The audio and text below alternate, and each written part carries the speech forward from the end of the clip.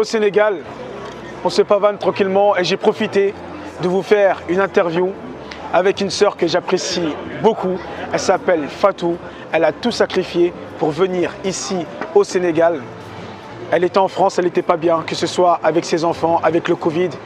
Et elle a décidé de tout lâcher pour venir ici. Dans cette vidéo, elle va vous partager ses expériences, ses conseils et tout ce qu'elle a dû faire pour venir vivre son rêve africain. On se donne rendez-vous dans la vidéo.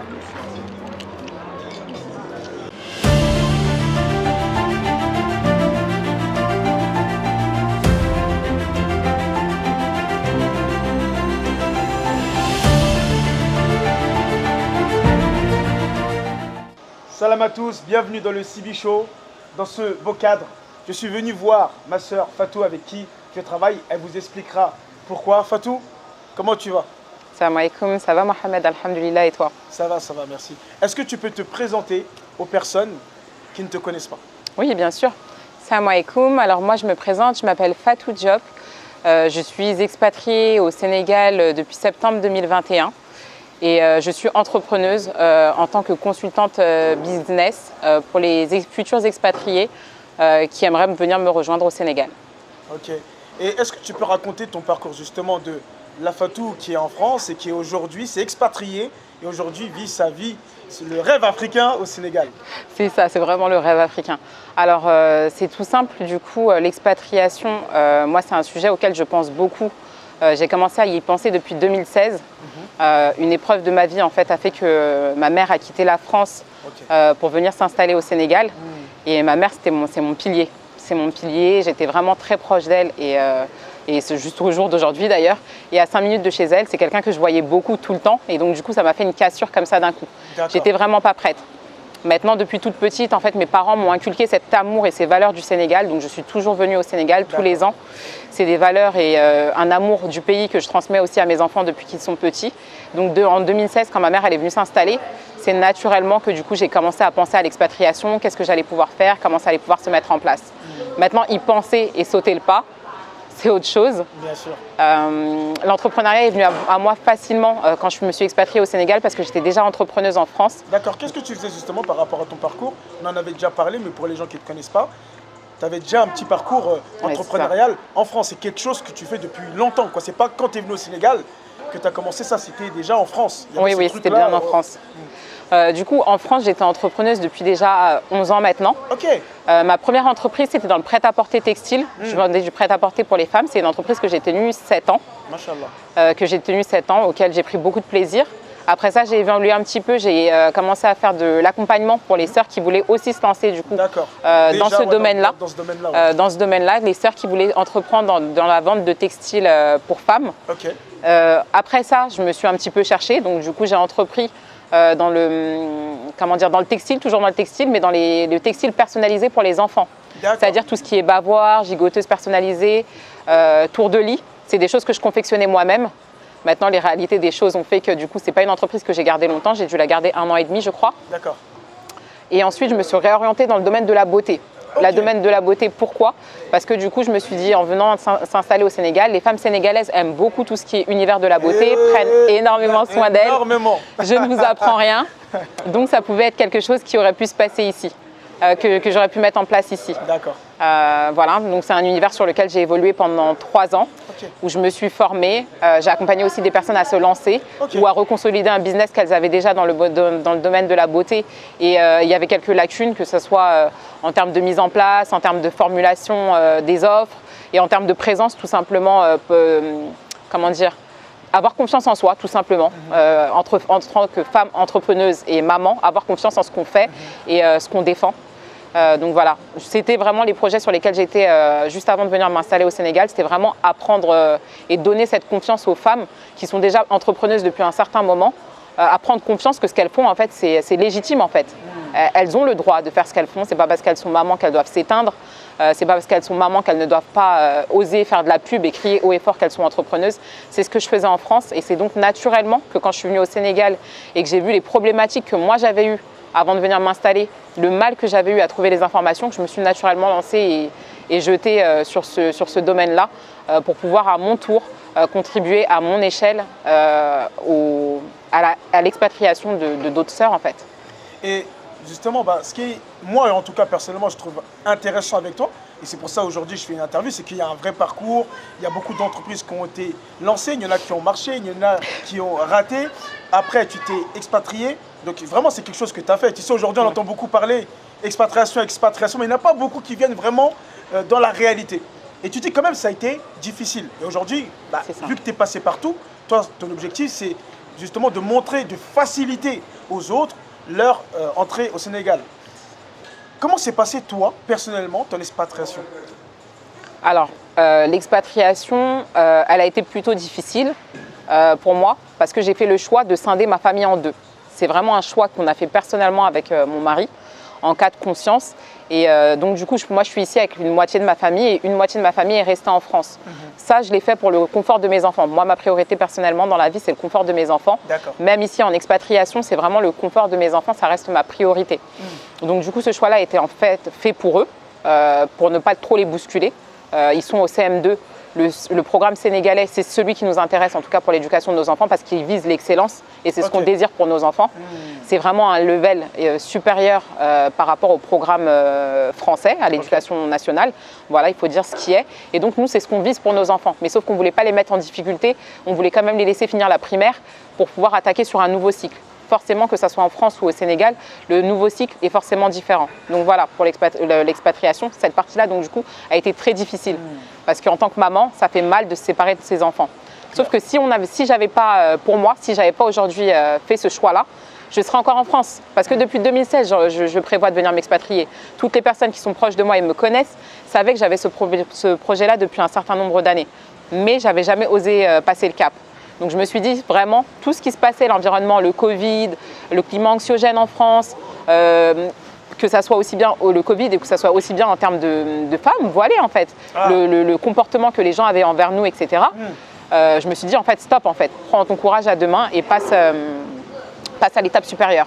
L'étape supérieure, du coup, ça a été de poser mes bagages ici. J'ai été facilitée, comme je dis, parce que ma mère vivait ici depuis 2016. Donc quand je suis arrivée, j'ai posé bagages chez ma mère. Ça a été un bienfait fou. Alhamdulillah, on n'est jamais aussi bien que chez ses parents. Voilà. Donc du coup, c'est ce qui m'a permis aussi de consolider mon expatriation. Mais si c'était à refaire demain, franchement, je le referais Mohamed. Pourquoi? Parce que je n'ai jamais été aussi sereine aujourd'hui, alhamdulillah, que ce que j'étais en France. Je ne dis pas que c'est parfait. Je ne dis pas que tout est beau, tout rose. Il y a des réalités du pays à prendre en considération. Mais quand tu mesures exactement. Le pour et le contre. Juste, subhanallah, le fait de se lever le matin, tu sors de chez toi et tu as des salam alaikum avec des grands sourires de tout le monde. Et tu repenses quand tu descendais chez toi en France et que juste le bonjour,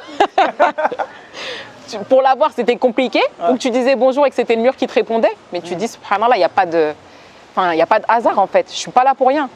Quand je vois ne serait-ce qu'aussi l'évolution de ma fille, comment elle évolue ne serait-ce que religieusement, ou comment elle grandit, il n'y a pas photo en fait. Donc c'est vraiment quelque chose que je recommande. Je ne dis pas que ça va être facile et je ne vends pas de rêve. Voilà, il y a ces réalités. Pour vivre bien, voilà, il faut se donner les moyens. Il faut se donner les moyens, il y a les réalités du pays. Mais en tout cas, moi, par rapport à ce que je recherchais, alhamdulillah, je l'ai retrouvé ici. Si Allah il me facilite, en tout cas, je suis là pour à vie, Inch'Allah. Ok. Et justement, qu'est-ce que toi tu aimes au Sénégal? Quels sont vraiment... Donc on a vu déjà les enfants, vraiment là, c'est quelque chose de super important. Je pense que pour la plupart des femmes, vraiment ce côté enfant, c'est important. On en a parlé tout à l'heure, le côté où tu as envie d'amener tes enfants à l'école. On te dit que le prof il a le Covid et les problèmes et ceci et cela. C'est ça. C'est vrai que moi je regarde, ma fille elle a été beaucoup impactée par le fait qu'il y ait eu le Covid. Combien de temps elle n'a pas passé à l'école, c'est incroyable. Je ne sais pas comment elle va rattraper ce retard. Mais à part les enfants, qu'est-ce que tu aimes au Sénégal que tu ne retrouvais pas en France? Alors déjà en France, je ne retrouvais plus la sérénité. La sérénité de pouvoir marcher, m'habiller comme je veux. Voilà, être tranquille en fait. Ici, voilà, que tu portes le foulard ou pas, tu te fonds dans la masse. Déjà, que ça soit que ta couleur de peau, tu peux aller partout où tu veux, tu déranges personne, puisque tu es chez toi. Que ça soit après le foulard, il dérange personne. Que ce soit les grandes institutions, peu importe, en fait, tu te présentes partout où tu veux, comme tu es. D'accord. Il n'y a vraiment pas cette barrière, ce tabou de se dire elle porte le foulard, on ne va pas pouvoir lui donner ce poste-là. Elle porte le foulard, on ne va pas pouvoir discuter avec ça d'elle. Voilà. Et ça, c'est vraiment paisible, en fait. C'est vraiment rassurant pour moi. Moi, je suis vraiment, en dehors de l'entrepreneuriat, je suis vraiment une working girl, en fait. Je ne suis pas du tout le style de femme à rester à la maison et à attendre que ça se passe. Et c'était assez compliqué en France de pouvoir continuer à travailler, en tout cas si ce n'était pas dans l'entrepreneuriat, avec ses valeurs. Alors qu'ici, que ce soit dans le domaine du salariat, même si le salaire n'est pas le même qu'en France, ou dans le domaine entrepreneurial, j'ai eu des opportunités qui sont offertes à moi, que j'ai acceptées ou pas maintenant. Mais en tout cas, je suis sereine en fait. Juste le Sénégal, la sérénité en fait. Il fait beau, mais c'est vraiment le truc que je retiens, c'est la sérénité. Il fait beau, donc du coup, et puis tu vis pas dans un climat anxiogène tous les jours. Ouais. Là, en France, actuellement, tu écoutes l'actualité, tu écoutes les médias, entre le Covid, les tests tous les 2 jours pour les enfants. Voilà, là, tu n'as pas ça. Ne serait-ce que le simple masque en fait. Le masque ici, tu vas le mettre quoi? Pour aller rentrer dans un restaurant? Et encore, c'est même pas tous les restaurants qui le demandent. Enfin, tu vis les choses différemment, c'est pas la même vie. Exactement. Franchement, juste cette apaisé. Exactement. Même s'il y a des difficultés, en fait, ça permet de tout. Alhamdulillah, exactement. Le pays aussi m'a éduquée. J'étais quelqu'un qui n'était pas du tout patiente. Moi, j'étais une boule de nerfs, je démarre au quart de tour. Le pays m'a éduquée. Parce que du coup, quand tu arrives ici, les gens, ils sont tellement pisses que même quand tu as envie de t'énerver, voilà. Après, des fois, tu vas tomber devant des personnes qui vont être comme toi et qui vont être de front. Mais la majorité du temps, en fait, il faut faire preuve de patience. Aussi bien sur les rendez-vous, aussi bien sur la façon de parler, aussi bien sur l'administratif. Et tu te rends compte qu'en fait, t'es énervé, ça va te mener nulle part, ça va pas faire avancer les choses plus vite. Donc tu te ranges. Au fur et à mesure, tu te ranges. Et du coup, tu deviens plus patiente. D'accord. Donc, ouais, il y a vraiment ce côté aussi valeur, aussi pays, où il y a une certaine... On peut parler de s'adapter aussi quand même au pays. Pas venir avec sa mentalité de français. Franchement, ça marche pas du tout. Ça marche pas du tout. Si tu fais ça, si tu viens, tu plains, tu cries, etc. Mais ils te boycottent en fait. Ils te posent sur le côté là, ils te laissent comme une plante ici. Ils te calculent même pas. Et en fait, c'est toi en fait qui es perdant dans l'histoire. Donc vu que toi tu as besoin, vaut mieux te mettre à leur sauce et te fondre dans la masse. Tu seras plus considéré, ils feront plus l'effort de t'aider que de venir et de faire la grande gueule et de jouer moi je suis française ou etc. Ça fonctionne pas ici. Et puis surtout, je vois pas l'intérêt en fait. C'est nous qui venons. Pour moi, en tout cas, moi je l'ai pris dans le sens où c'est moi qui reviens dans mon pays. Je ne suis pas née ici en plus. C'est juste mon pays d'origine. Donc c'est à moi de prendre en considération la culture et la manière d'évoluer du pays. Après, je ne dis pas que je prends tout et que j'accepte tout. Mais en tout cas, même si je suis pas d'accord, je fais en sorte d'essayer de me faire entendre, mais tranquille quoi, en discutant, etc. En tout cas, c'est pas la force en tout cas qui va faire changer les choses ici ou qui va faire que du coup je reste, que je sois bien en fait. D'accord. Aujourd'hui, donc, tu as ouvert ton business ici au Sénégal. Est-ce qu'on peut savoir un petit peu qu'est-ce que tu proposes? Quelles sont les différentes offres que tu proposes pour les personnes de la diaspora ou aussi des personnes locales? Oui, alors du coup, j'ai ouvert mon business ici qui s'appelle Afsabi Business Agency. Du coup, j'accompagne les femmes de la diaspora ou les femmes entrepreneuses qui souhaitent s'expatrier au Sénégal pour s'expatrier sereinement. Du coup, avoir vraiment les bases de l'expatriation, savoir que pour moi, l'expatriation, c'est un projet de vie, donc il faut s'y préparer. Bien sûr. Et pour les femmes qui souhaitent tout simplement entreprendre, parce qu'on a un réel problème dans la communauté, on ne va pas se mentir.